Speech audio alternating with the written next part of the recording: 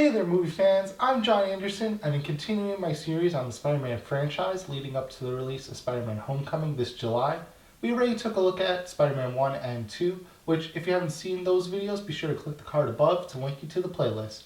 Now with that out of the way, let's look at the final film in the original Spider-Man trilogy.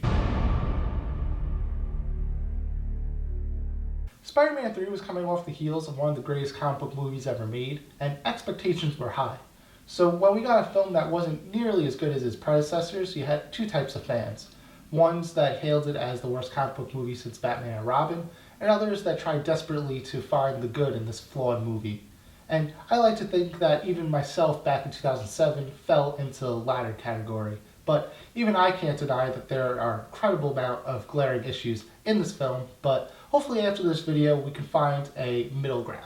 At the beginning of Spider-Man 3, the city is on Spidey's side, Peter is able to balance a relationship with Mary Jane, and things are actually starting to look up for him. But all good things must come to an end when Peter's past comes back to haunt him, when his best friend picks up his father's mantle, and Uncle Ben's true killer goes loose. This may prove too much for a friendly neighborhood Spider-Man, not to mention an alien symbiote that attaches itself to Peter, making matters worse. Now if there's one element that feels out of place in that logline, it's definitely the alien symbiote that director Sam Raimi didn't even want to put in the film, but the studio heads at Sony made him work it into the script so that way they could bank on the popular character of Venom, and boy does it show.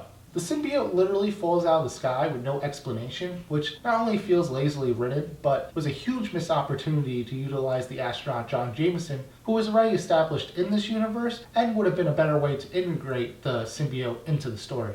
But I think the biggest issue that this film has is due to the fact that there are too many villains, because the film will introduce a plot element and then forget about it until way later on in the film. For example, the first villain that we get introduced to is the Other Green Goblin, which I still think is a really dumb name, but thankfully they don't call him that at all during the movie, so I can kind of forgive it. Harry has embraced the Green Goblin formula, gets the jump on Peter, and it leads to a great action sequence that has been building between these two friends for 2 films now. And then Harry gets hit on the head with a sound effect that I think was supposed to be taken very seriously, but for some reason always came off very cartoony to me.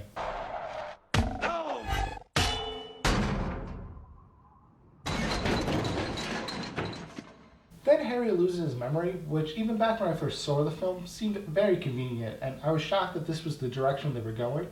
It also felt like a huge slap in the face because we've been waiting for this rivalry to be fully realized, and they took that away just so they could focus on other plot points and then come back to it later on in the film. Then we have Flip Marko, who is introduced with a pretty sympathetic backstory, who not only gains his powers in a very contrived way.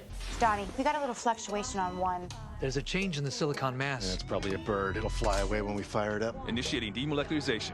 But he's tied to the death of Uncle Ben in order to give him more of a relation to Spider-Man, which, again, when I first saw the film, also felt like an unnecessary retcon. But when Spider-Man believes he's killed Marko, he also disappears for a majority of the film, losing all momentum we were building for his character. Then we have the plotline of Peter struggling with the symbiote that has been criticized to death, but I think if you look at it being played up for comedy, I think it still works.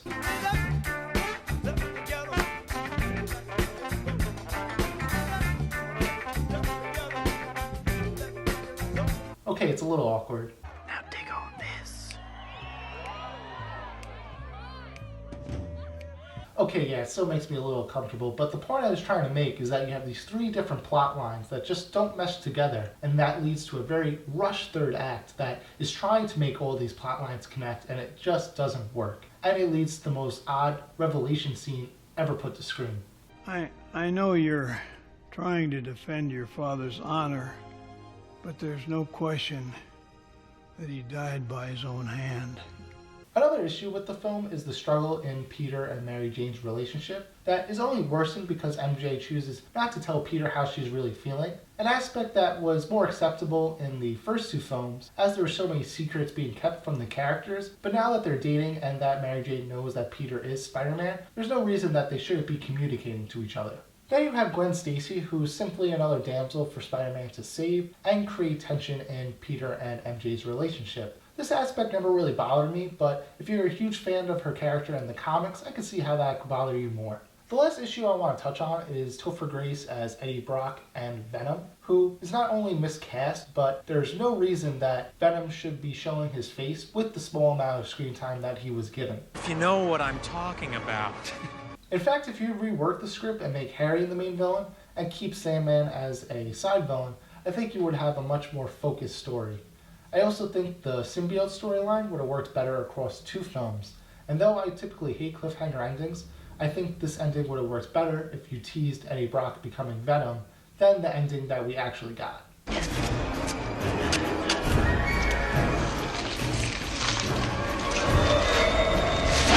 Okay, now that I ripped on this film long enough, it's time to actually talk about things I liked about this film. As I mentioned before, I really liked the first battle between Harry and Peter, and I also liked their second battle where Peter takes it a step too far.